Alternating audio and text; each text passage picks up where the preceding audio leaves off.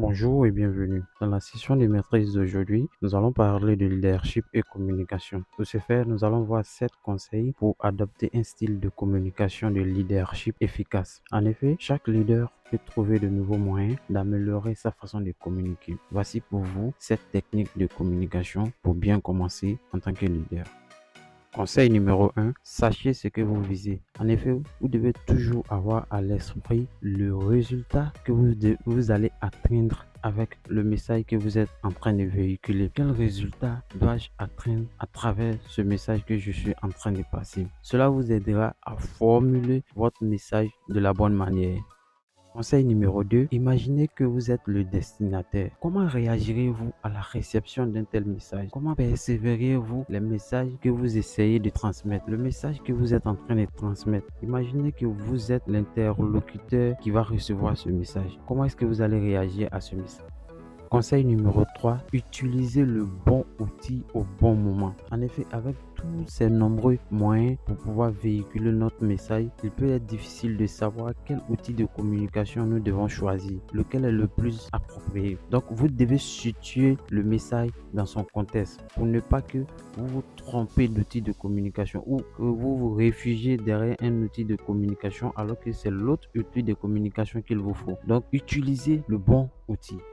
Conseil numéro 4, faites preuve d'empathie. En effet, en tant que leader, vous devez être en mesure d'apaiser les craintes ou les doutes ou les inquiétudes de vos employés ou de vos collaborateurs.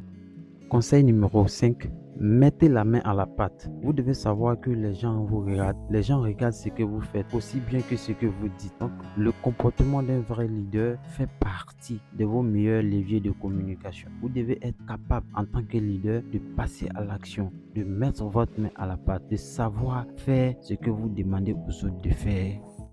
Conseil numéro 6, écoutez. Vous devez savoir que l'écoute active est un atout essentiel pour renforcer votre leadership. Et lorsque vos collaborateurs sentent qu'ils sont écoutés, cela augmente leur enthousiasme et cela leur fait sentir de l'importance au sein de votre organisation. Donc, vous devez être à l'écoute de vos collaborateurs, une écoute active.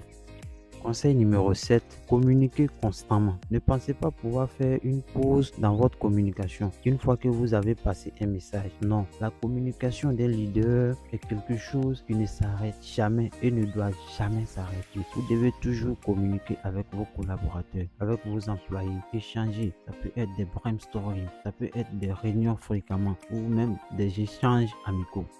Pour résumer, 1. Sachez ce que vous visez. 2. Imaginez que vous êtes le destinataire. 3. Utilisez les bons outils au bon moment. 4. Faites preuve d'empathie. 5. Mettez la main à la pâte. 6. Écoutez. Et 7. Communiquez constamment. Merci d'avoir regardé notre vidéo. N'oubliez pas de vous abonner et d'activer la cloche de notification pour ne manquer aucune de nos prochaines vidéos.